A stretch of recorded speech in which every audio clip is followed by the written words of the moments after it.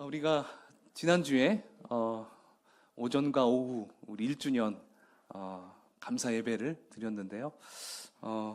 참 굉장히 의미가 있고 또 하나님께서 풍성한 은혜를 내려주신 그런 시간이었음을 또 생각이 됩니다. 이제 2년차 이제 시작이 됐죠. 예. 첫 번째 우리 작년 또 첫 번째 이 시간이 또 기억이 나네요. 첫 번째 저희들끼리 함께 예배했던 3월 6일 그 예배. 네. 어쨌든 우리가 또 1년을 또 한 해를 또 주님이 주신 힘과 능력으로 잘 감당하는 우리가 되기를 축복합니다. 아멘. 우리가 이제 다시 또 출애굽기 말씀으로 또 함께 살펴볼 텐데요. 우리가 이 출애굽기서 말씀을 보면서 과연 우리는 누구에게 포인트를 맞춰야 되는가? 참 이게 중요한 것 같아요. 내가 포인트를 잘못 맞추면 잘못 가는 길로 갈 수 있어요. 우리가 목적지가 있잖아요. 그 목적지를 잘못 두면 아무리 좋은 길이라도 온전한 곳에 도착할 수 없을 때가 참 많아요. 그렇기 때문에 우리가 출애굽기서 이 말씀을 볼 때에도 과연 누구에게 초점을 맞추느냐, 포인트를 맞추느냐, 이게 참 중요한 것 같아요. 사람에게 맞출 것인가? 아니면 어떤 사물에 맞출 것인가? 참 이런 게 많이 있죠. 근데 여러분, 우리가 성경 말씀 전체적으로 이렇게 여러분 읽어볼 때 어떤 인물에 초점을 맞추다 보면 어떻습니까? 늘 실망스러움이 우리에게 따라오는 것을 느끼게 되죠. 잘 나가는 것 같은데 어느 순간 꼬꾸라지는 그런 인물들도 있습니다. 또 시험에 들 때도 있고요. 그리고 참 어떤 인물들은 저와 여러분들보다도 참 믿음 없게 보이는 그런 사람들도 참 많이 보입니다. 자, 그렇다면 우리는 과연 누구에게 초점을 맞추어야 될까요? 분명히 우리는 초점을 맞춰야 될 분은 하나님께 맞춰야 된다는 것입니다. 신약 성경에 가서는 우리 예수님께 포인트를 맞춰야 되고요. 또 우리 성령님께 포인트를 맞춰야 될 줄 믿습니다. 이게 중요해요. 이 포인트를 잘못 잡으면 우리 또한 시험에 빠져버릴 수가 있다는 것이죠. 오늘 출애굽기 주인공 모세도 어떻습니까? 시시각각 변합니다. 분명히 믿음이 있는 것 같은데 전혀 믿음이 보이지 않게 느껴지고 또 위대한 지도자의 모습이 좀 보일 것 같으면 또 어떻습니까? 또 겁쟁이의 모습으로 우리에게 또 다가옵니다. 오늘 모세는 이제 5장에서 하나님께서 알려준 대로, 일러주신 대로 행했습니다. 그래서 이스라엘 백성들에게 찾아가서 그 하나님께서 하신 명령을 그들에게 이야기했을 때 이스라엘 백성들은 잘 받아줬어요. 믿어줬습니다. 자, 그렇게 되니까 모세는 이제 자신감을 갖게 되죠.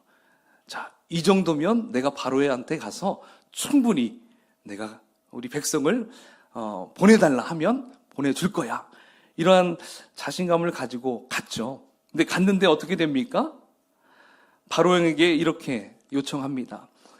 우리가 광야로 사흘 길쯤 가서 우리 하나님 여호와께 제사를 드리려고 하니까 가도록 허락해 주십시오. 자, 이렇게 요구했을 때 바로가 어떤 반응을 보였습니까? 자, 당신의 백성 데려가시오. 이렇게 나왔습니까? 이렇게 안 나왔죠. 오히려 더 힘든 노역을 하게 됩니다. 자, 앞으로 저 이스라엘 백성들이 벽돌을 만들 때 지푸라기, 그 볏짚을 공급하지 말아라. 그 지푸라기도 스스로 찾아서 벽돌을 만들게 해라. 그렇다고 벽돌의 수를 줄이지 마라. 벽돌의 숫자는 그대로 하라. 이렇게 명령을 합니다. 자, 이 일로 인해서 오히려 이스라엘 백성들은 더 힘든 노예 생활을 하게 되죠.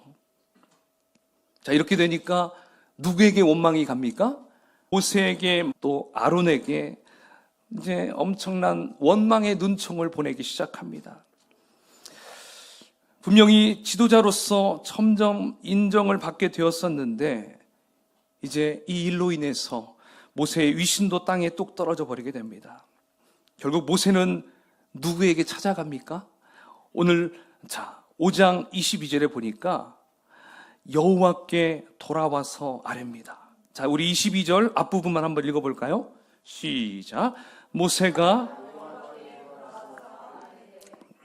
모세는 하나님께 갑니다. 하나님께 그 모든 사정을 이야기를 하러 가죠. 근데 여러분, 이스라엘의 기록원들, 그러니까 작업반장들, 이 사람들은 누구를 찾아간 줄 아십니까? 5장 15절을 한번 같이 볼까요? 시작. 이스라엘 자손의 기록원들이 가서 바로에게 호소하여 이르되. 자, 이들 작업반장들은 바로에게 찾아갑니다. 여러분, 모세와 하나님을 믿지 않는 이 기록원들, 이 작업반장들과의 차이가 어디에 있을까요? 작업반장들은 이 문제가 바로로부터 왔기 때문에 이들은 바로에게 찾아갔습니다. 그러나 모세는 이 문제를 가지고 바로에게 간 것이 아니라 이제 하나님께 아뢰고 있습니다. 하나님께 찾아가고 있어요. 그래서 모세는 하나님께 자신의 모든 문제를 있는 그대로 토로하기 시작하시죠. 자, 그게 5장 22절 중반부터 23절까지인데요. 우리 주여부터 한번 같이 읽어보겠습니다. 시작. 주여, 어찌하여 이 백성이 학대를 당하게 하셨나이까? 어찌하여 나를 보내셨나이까? 내가 바로에게 들어가서 주의 이름으로 말한 후로부터 그가 이 백성을 더 학대하며 주께서도 주의 백성을 구원하지 아니하시나이다. 이렇게 모세는 하나님께 아뢰고 있어요. 기도하고 있죠. 여러분, 이 기도를 바라볼 때 어떻습니까? 굉장히 현실적인 기도의 내용임을 볼 수가 있어요. 하나님 앞에서라고 해서 어떤 고상한 기도를 한 것도 아니고요. 그리고 믿음이 있는 척 기도한 것도 아닙니다. 지금 하나님 앞에 모세는 솔직한 심정을 가지고 기도하고 있어요. 마치 어린아이가 엄마에게 앙탈 부리듯이, 때를 쓰듯이 지금 요청하고 있습니다. 이 부분을 제가 살짝 한번 바꿔봤어요. 이렇게 기도한 것 같아요. 하나님, 왜 이 백성을 학대당하게 내버려 두십니까? 그러려고 저를 보낸 겁니까? 내가 바로 앞에서 주님의 이름으로 말했는데도 왜 저를 창피하게 만들었습니까? 저 쪽팔려 죽는 줄 알았습니다. 도대체 주의 백성을 구원하실 생각은 있으신 겁니까? 예! 이렇게 지금 하나님께 그냥 있는 거 없는 거 다 끄집어내가지고 막 지금 말하는 거예요. 예, 그래도 말씀이니까 좀, 예, 이렇게 좀 써있죠. 그 속마음은 지금 이거예요. 막 하나님께 항변하고 있는 거예요. 여러분, 이 기도 잘못된 기도일까요? 바로 기도는 이렇게 하는 겁니다. 이것이 기도의 시작입니다. 기도의 시작은 나의 현실을 아뢰는 거예요. 있는 그대로를 아뢰는 것입니다. 내 상황과 내 마음의 상태를 꾸밈없이 솔직하게 아뢰는 것이, 바로 그것부터 시작하는 것이 기도라고 하는 것입니다. 여러분, 이렇게 모세의 기도가 맞춰진 후에 이제 오늘 본문 6장부터가 하나님의 응답이 시작되고 있는 부분입니다. 따라서 우리가 오늘 집중해서 보아야 될 것이 이것이에요. 하나님께서 모세의 기도에 어떻게 응답하고 있는지 우리가 이것을 좀 보아야 한다는 것입니다. 자, 2절 말씀을 함께 읽어보겠습니다. 자, 하나님이 어떻게 응답하시는지 2절 시작. 하나님이 모세에게 말씀하여 이르시되 나는 여호와이니라. 자, 모세가 앞부분에 그토록 하나님께 애원하며 솔직한 기도를 했는데 그에 대한 하나님의 응답이 무엇입니까? 모세에게 말씀하여 이르되, 이렇게 시작합니다. 여러분, 이 부분이 이해가 되시는지 모르겠어요. 하나님이 응답하셨다면 분명히 하나님께서 행동을 해 주셔야 하는데 그냥 말씀만 하고 계십니다. 응답이라고 느껴지지 않아요. 하나님 이것 좀 어떻게 해주세요 했는데 하나님은 어떠한 액션을 취하지 않으시고 모세야 들어라, 내가 말을 할게, 지금 이렇게 나오고 있는 거예요. 여러분, 바로 이것이 우리의 기도가 응답되지 않는 가장 중요한 포인트예요. 우리는 내가 기도했으면 바로 하나님이 뭔가를 이루어줘야 한다고 생각을 해요. 그래야 내가 응답받았다고 여겨요. 하나님, 지금 돈이 필요합니다. 하나님 돈을 우리에게 갖다 주든지, 하나님 내 남편의 마음 좀 바꿔주세요. 내 남편의 마음이 좀 바꿔지든지, 지금 뭔가 꼬이고 있습니다. 이 일이 좀 잘 해결해 주십시오. 이렇게 기도했을 때 해결이 돼야 우리는 할렐루야 응답받았습니다. 이렇게 나오잖아요. 맞죠? 우리가 보통 이렇게 패턴이 그렇습니다. 근데 여러분, 하나님의 응답은 행동이 아니라 말씀부터 시작이 된다는 거예요. 여호와께서 말씀하여 이루시되, 이게 응답입니다. 이건 응답이 아니에요가 아니라 바로 여기부터가 응답입니다. 많은 분들이 말씀이 응답이라는 걸 잘 몰라요. 사랑하는 여러분, 나에게 주시고 나에게 하시는 그 말씀 자체가 응답인 것입니다. 그 말씀이 나에게는 너무나 중요한 전환점이 된다는 것을 여러분 믿으시기 바랍니다. 자, 여러분 2절, 이제 그 다음에 연결되는 것을 보십시오.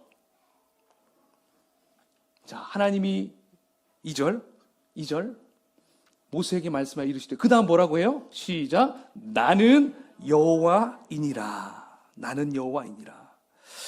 자, 하나님은 모세에게 내가 누구인지를 좀 알아라. 나는 여호와다. 자, 이 말씀이 모세에게는 응답이라고 말할 수 있어요. 여호와다. 근데 여러분, 이렇게 어떻게 이 말씀이 응답이 될 수 있을까 좀 궁금합니다. 그죠? 그러면 여러분, 이 7장 그 다음부터 놀라운 일들이 벌어지거든요. 그러니까 7장 그 다음부터 하나님께서는 그 애굽에게 10가지의 재앙을 내리시거든요. 근데 10가지의 재앙을 내리기 전에 모세에게 자신이 누구인가를 얘기해 주고 있는 거예요. 나는 여호와이니라. 만약에 여러분 그냥 여호와라는 그 자신이, 하나님이 자신을 나타내지 않고 그냥 모세가 기도해가지고 바로 그런 10가지 재앙을 내렸다고 해봅시다. 그러면 사람들이 어디에 집중할까요? 그 재앙에 집중합니다. 근데 여러분, 그 재앙 가운데 앞부분 4번째 재앙까지는요, 똑같이 이스라엘 백성도 그리고 애굽 사람들도 똑같이 그 고통을 당합니다. 그렇다면 이스라엘 백성들이 지금 내려지는 이 재앙을 어떻게 생각할까요? 하나님이 주신 재앙이라고 생각할까요? 하나님이 지금 애굽 사람을 애굽에서부터 우리를 벗어나게 하기 위해서 주신 재앙이라고 생각할까요? 할 수 없죠. 이들은 또다시 불만하겠죠. 왜 이런 일이 벌어지냐고. 그 재앙 자체를 그들은 인정할 수가 없습니다. 그래서 하나님은 자신이 누구인지를 먼저 말씀해주고 있는 거예요. 그러니까 어떻게 하라는 것입니다. 너희들이 기도했다면 이제 들어야 한다. 하나님이 어떤 말씀을 하시는지, 어떤 말씀을 주시는지 시간을 갖고 들어라, 이것입니다. 우리가 말씀을 듣지 않으면 어떻게 됩니까? 오로지 능력에만 집중되게 됩니다. 현상에게만 집중하게 된다는 것이죠. 그래서 능력이 일어나지 않으면 하나님이 응답해주지 않은 것을 여기고, 또 놀라운 능력이 일어나야지만이 하나님이 응답했다라고 여긴다는 것입니다. 그렇게 되니까 하나님의 응답에 대해서 우리는 분별력이 없어요. 이게 하나님이 준 건지 내가 잘해서 한 건지 분별함이 없다는 것입니다. 그러므로 우리가 기도했다면, 간구했다면 그 자리에서 어떻게 해야 될까요? 하나님의 음성을 들어야 합니다. 또 하나님께서 또 성경 말씀 안에서 우리에게 이야기를 해주는 부분들이 있어요. 말씀을 보다가 여러분 감동이 와요. 또는 목회자의 설교를 통해서 감동이 와요. 그것이 바로 하나님이 주신 사인입니다. 말씀입니다. 할렐루야. 이걸 우리가 기억해야 돼요. 근데 우리는 기도하고 그냥 하늘만 바라보고 있어요. 현실만 바라봅니다. 내가 기도했는데 뭐 달라진 게 뭐가 없나? 형편이 좀 나아졌나? 내 성적은 좀 올랐나? 내 월급은 좀 올랐나? 내 사업은 잘 되고 있나? 여러분, 건강은 내가 좋아졌나?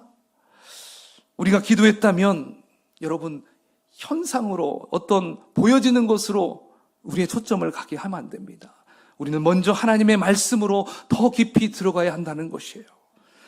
예수님께서는 요한복음 15장에서 포도나무 비유를 해주십니다. 그 비유를 통해서 이렇게 말씀해 주시죠. 우리 15장 7절 말씀을 같이 읽어볼까요? 시작. 너희가 무엇이든지 원하는 대로 구하라. 그리하면 이루리라. 아멘. 여러분, 이 말씀 많이 좋아하십니까? 아멘이시죠? 정말 좋아합니다. 근데 우리가 좋아하는 부분은 이 전체가 아니라 딱 저 뒷부분에 있어요. 원하는 대로 구하라. 그리하면 이루리라. 그죠? 우리 여기만 눈에 들어와요. 여기만. 근데 여러분, 이 말씀에는 조건이 따라와요. 조건. 뭐예요? 너희가 내 안에 거해야 한다. 너희가 내 안에. 그러니까 우리가 주님 안에 거해야 한다는 것입니다. 그러면 우리가 주님 안에 거하는 것, 우리가 하나님 안에 거하는 것이 어떻게 가능하겠습니까? 자, 세상에 살고 있는 우리가, 직장 다니고 있는 우리가, 학교 다니고 있는 우리가 과연 어떻게 주님 안에 거할 수 있을까요? 방법이 하나밖에 없습니다. 그것은 오늘 말씀에서 내 말이 너희 안에 거하면 된다는 거예요. 즉 하나님이 주신 말씀을 응답으로 믿는 것, 그리고 그 말씀이 내 안에 들어와서 점차적으로 그 말씀이 자라기 시작하고 그 말씀이 나를 삼키기 시작하면, 그 말씀이 내 안에서 충만해지면 그때부터 그 말씀을 의지하고 원하는 대로 무엇이든지 구하라, 이 말씀인 거예요. 그러면 너희들이 그렇게 하면 너희들이 원하는 것 다 이루어진다. 한번 해봐. 이렇게 지금 예수님께서 말씀하는 것이죠. 근데 여러분, 이 포도나무 비유의 말씀에서 중요한 게 있어요. 내 삶에 나타나는 하나님의 능력이 아니에요. 그보다 더 중요한 게 무엇인 줄 아십니까? 능력보다 더 중요한 것, 바로 주님과 나와의 관계라는 것입니다. 관계. 그래서 오늘 2절 말씀에서 하나님께서는 나는 여호와니라 이렇게 말씀하시는 거예요. 이 호칭이 중요해요. 하나님의 이 호칭, 하나님의 이름 여호와. 왜 하나님은 여기에서 왜 여호와라고 자신을 이야기하고 있을까? 그 이유가 3절에 나옵니다. 우리 한번 같이 읽어볼까요? 3절 말씀 시작. 내가 아브라함과 이삭과 야곱에게 전능의 하나님으로 나타났으나 나의 이름을 여호와로는 그들에게 알리지 아니하였고. 자, 하나님께서 말씀하시기를 아브라함과 이삭과 야곱의 시대에는 내가 전능자로서 능력을 행하는 모습을 그들에게 보였다면, 이제는 전능자의 능력보다는 내 이름 여호와라는 이름으로 너희들에게 다가가겠다. 지금 이 말씀이에요. 자, 3절에서 우리가 좀 의구심이 드는 게 있어요. 분명히 창세기에도 이런 말씀을 읽다 보면 거기에 여호와라는 이름이 나와요, 안 나와요? 엄청 많이 나와요. 그죠? 여호와라는 말씀이, 그 하나님의 이름이 참 많이 나옵니다. 근데 왜 하나님은 나는 나의 이름 여호와로는 그들에게 알리지 않았다, 이렇게 말씀을 하는 걸까요? 궁금하시잖아요. 그죠? 이 말씀의 의미는 뭐냐면, 창세기에 나오는 그 수많은 인물들, 그러니까 출애굽 이전에 수많은 사람들이, 그들이 알고 있는 그 여호와, 그 이름은 그들이 말하고는 다녔어요. 근데 문제는 뭡니까? 그 이름의 뜻은 몰랐던 거예요. 그 이름의 뜻. 이제 출애굽기에 와서 떨기나무 아래에서 모세에게 나는 여호와다, 그때 그 뜻을 분명히 말씀해 줬다는 것입니다. 여러분, 이해가 되십니까? 자, 이해하기 쉽게 제가 한번 또 예를 들어볼게요. 여러분, 저의 이름을 아십니까? 예, 아시죠? 허도원. 예, 제 이름 아십니다. 근데 여러분, 제 이름의 뜻을 알고 불렀습니까? 아니죠. 그냥 이름이 있으니까 그 이름으로 저를 불렀잖아요. 근데 제가 만약에 이제 제 이름의 뜻을 분명히 이야기한다면 그 다음부터는 어떻게 될까요? 저의 이름을 부를 때 그 뜻을 기억하고 부를 수 있겠죠. 그렇죠? 그래서 저의 이름을 뜻을 알려드릴게요. 예, 저희 이름은 허락할호의 섬도의 근원원이거든요.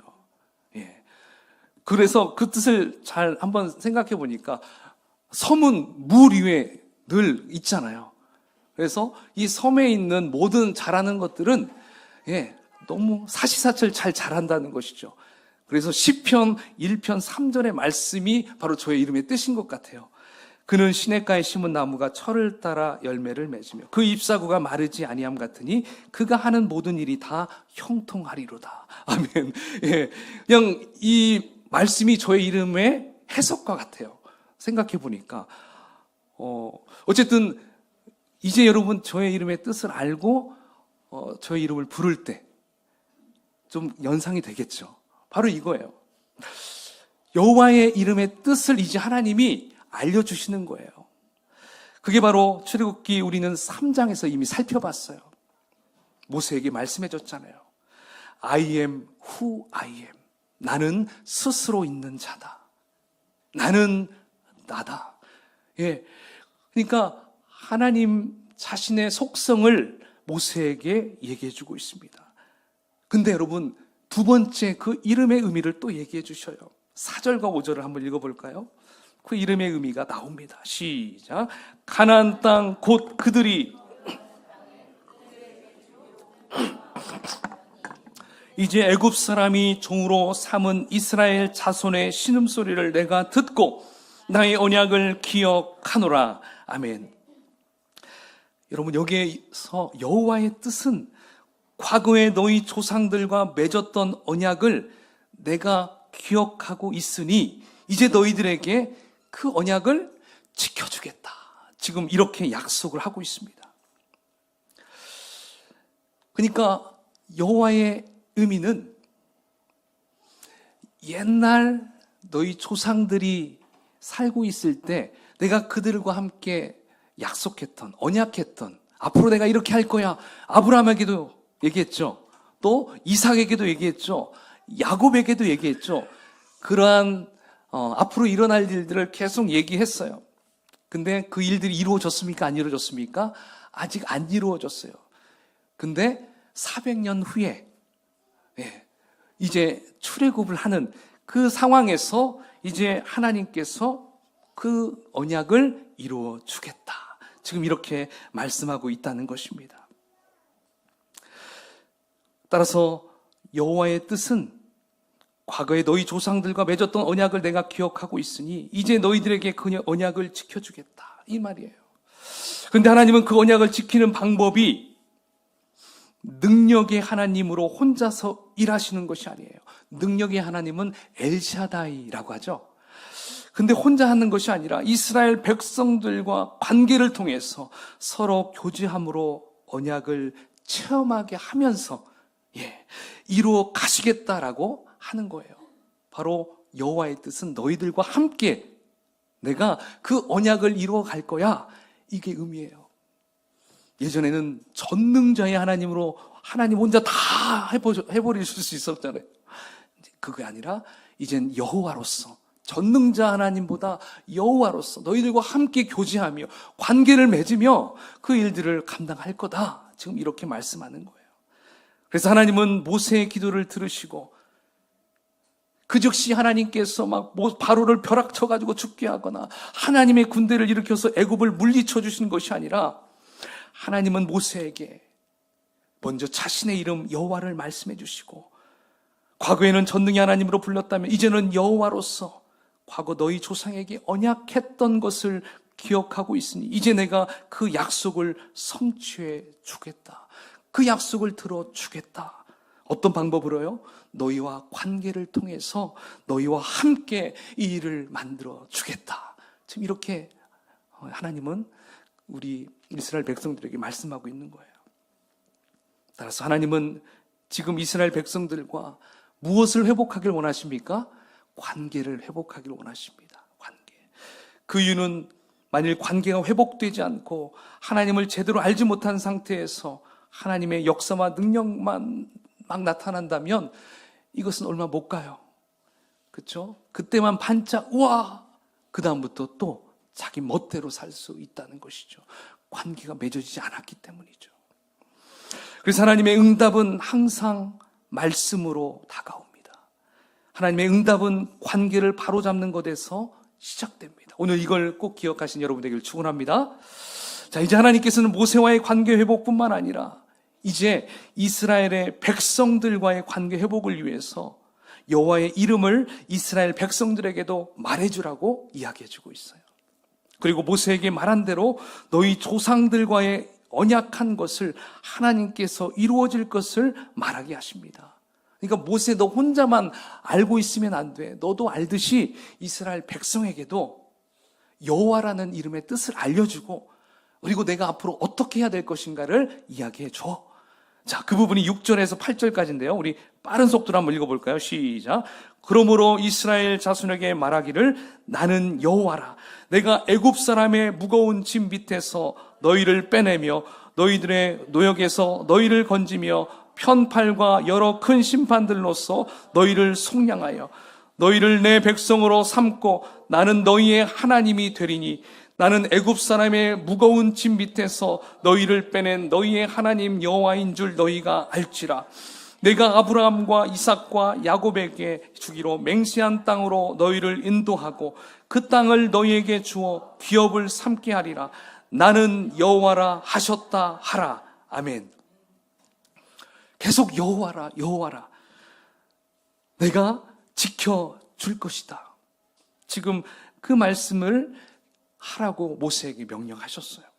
자, 모세는 이제 이스라엘 백성들에게 이야기를 했습니다. 그런데 그 결과가 어떻게 됐습니까? 9절에 보니까 그들의 마음의 상함과 가혹한 노역으로 말미암아 모세의 말을 듣지 아니하였다라고 말씀하고 있어요. 좀 그 말씀 좀 잘 들었으면 얼마나 멋있었을까요? 그렇죠? 그러면 일이 더 잘 진행됐을 텐데 이스라엘 백성들은 여전히 그 마음에 상처가 있어요. 이제 모세 보고 싶지도 않은 거예요. 말 듣고 싶지도 않은 거예요. 여전히 너무 안타까워요. 백성들은 모세가 당신이 애굽의 신기를 건드렸기 때문에 우리는 당신의 말을 들을 수 없어. 계속 원망이 풀리지 않고 있었던 것입니다. 아직도 관계가 회복되기가 어려운 상황이에요. 이스라엘 백성들에게는 하나님과의 관계가 회복되기가 너무 어려운 상황이에요. 여러분, 그런데 하나님께서는 이스라엘 백성들이 그러한 반응이 왔음에도 별 말씀하지 않았어요. 오히려 모세에게 이제는 애굽 왕 바로에게 들어가서 이스라엘 자손을 그 땅에서 내보내게 하라 명령하십니다. 여러분, 왜 하나님께서 이렇게 강력하게 말씀하실까요? 그것은 하나님의 때가 왔기 때문에 그래요. 이제 지체할 수 없고 회피할 수 없다는 것입니다. 정면 돌파하거라. 이제 돌파할 때가 온 거예요. 자, 그런데 하나님의 명령을 받은 모세의 반응은 너무나 또 형편없이 보입니다. 너무나 나약합니다. 12절을 읽어보겠습니다. 시작. 모세가 여호와 앞에 아뢰어 이르되 이스라엘 자손도 내 말을 듣지 아니하였거든 나는 입이 둔한 자니이다. 나는 입이 둔한 자니이다. 사랑하는 여러분, 제가 설교 시작 부분에서 저는 여러분에게 출애굽기서 이 말씀에서 우리가 누구에게 초점을 맞춰야 할 것인지 한번 물어봤었습니다. 어떻습니까? 모세. 그래도 모세는 실력도 있고요, 영역도 있고요, 성품도 좋고요, 하나님과 대화도 하고 지도자감으로 여겼고 괜찮을 줄 알았는데 다시 백성에게 원망을 사고 인정도 받지 못하게 되니까 그 모세가 또다시 원점으로 제자리로 돌아갑니다. 나는 입이 둔한 자니이다. 하나님 입장에서 볼 때도 참 할 말이 없을 것 같아요. 좋았던 관계가 깨진 것처럼 보입니다. 왜 너 이것밖에 안 되느냐?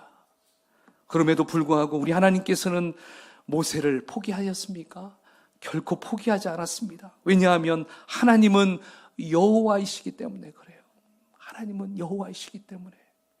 하나님은 모든 것이 되시는 분이고 언약을 약속하시고 언약을 성취하시는 분이시기 때문에 그 모세 조금 약간 생각이 헷갈리더라도 그냥 그를 붙잡고 가는 거예요. 따라오게 하는 거예요. 그렇습니다. 하나님은 모세에게도 이스라엘 백성들에게도 계속적으로 관계를 형성하고 교제하시려고 다가가고 있다는 거예요. 여러분, 우리는 이것을 집중해야 됩니다. 이것을 집중해야 돼요. 하나님은 여전히 저와 여러분과 관계를 갖기를 원하십니다. 교제하기를 원하십니다. 믿으십니까? 여러분들이 죄악된 길로 빠졌더라도 하나님은 다시 여러분들을 끄집어내고 싶어 하세요. 다시 나와 동행하기를 원하시는 분이 바로 하나님의 심정이라는 것입니다. 하나님은 또다시 모세와 아론에게 다시 사명을 주십니다. 정말 다 때려치고 싶지만 여호와 하나님이시기 때문에 다시 불러요. 13절 읽어봅시다. 어떠한 사명을 주시는지 시작. 여호와께서 모세와 아론에게 말씀하사 그들로 이스라엘 자손과 애굽 왕 바로에게 명령을 전하고 이스라엘 자손을 애굽 땅에서 인도하여 내게 하시니라. 아멘. 모세는 도저히 할 수 없다고 뒷걸음질 치고 있지만 우리 하나님은 너는 할 수 있어. 가서 해봐. 내가 너와 함께 할 거야. 가서 해봐. 하나님은 계속 다독거리면서 격려하면서 보내고 있습니다. 여러분, 결국 이 모세가 어떻게 한 줄 아십니까? 모세와 아론이 7장 6절과 20절에 보면 이렇게 나옵니다. 한번 읽어볼까요? 시작. 모세와 아론이 여호와께서 자기들에게 명령하신 대로 행하였더라. 모세와 아론이 여호와께서 명령하신 대로 행하여. 할렐루야. 여러분, 그토록 하고 싶지 않고 떠나고 싶고 모든 것을 안 하려고 했던 그 모세, 아론, 하나님과의 관계가 회복이 되니까 그 명령대로 순종하니까 이제 출애굽이 시작이 됐다는 것입니다. 하나님께서 말씀하신 대로 쭉쭉 진행되고 있는 걸 우리는 앞으로 볼 수가 있을 것입니다. 여러분, 이 모세와 아론이 하나님으로부터 이렇게 관계가 회복되고 순종하면서 이제 어디까지 진행하냐면 14장으로 진행합니다. 우리가 좀 훌쩍 뒷부분으로 넘어가면 그 위대한 홍해 사건이 나오는데요. 분명히 예전 같은 마음이었다면 이미 도망갔을 거예요. 홍해를 어떻게 갈라요? 그죠? 자, 근데 그들이 하는 고백을 한번 읽어보겠습니다. 어떻게 말하는지 시작. 모세가 백성에게 이르되 너희는 두려워하지 말고 가만히 서서 여호와께서 오늘 너희를 위하여 행하시는 구원을 보라. 너희가 오늘 본 애굽 사람을 영원히 다시 보지 아니하리라. 여호와께서 너희를 위하여 싸우시리니 너희는 가만히 있을지어다. 아멘. 결국 모세가 하나님께 아뢰고 하나님께 기도하고 하나님의 말씀을 들음으로 응답받고 그 말씀대로 순종하니까 이제 하나님과 더 끈끈한 관계가 형성이 돼요. 교제가 이루어집니다. 그리고 하나님의 구원하심을 그가 보게 됩니다. 그리고 하나님의 놀라운 기적을 목도하게 되는 걸 우리는 볼 수가 있어요. 그렇습니다. 우리는 하나님께 붙어 있으면 됩니다. 할렐루야. 예, 우리는 하나님께 아뢰고 우리의 기도의 제목을 하나님께 정말 토로하듯이 이야기하면 그 다음 우리가 그 말씀을 듣는 거예요. 그리고 하나님과의 관계가 맺어지는 것입니다. 그러면 하나님이 그 관계 다음에 하나님이 하실 일을 하십니다. 우리는 그 일을 보면 돼요. 그리고 하나님, 할렐루야, 하나님 정말 잘하셨습니다. 영광 돌리면 돼요. 찬양하면 돼요. 이게 우리가 해야 될 일입니다. 아멘? 여러분들이 뭐 막 하려고 막 하지 마세요. 기도하고 듣고 순종하고 함께 가면 되는 것입니다. 여러분, 한 주, 아니 우리 올 한 해 정말 이러한 마음으로 주님과 동행하는 삶, 이 삶을 정말 기쁨으로 실제적으로 누리며 살아가는 저와 여러분이 되시기를 간절히 축원을 드리겠습니다. 아멘.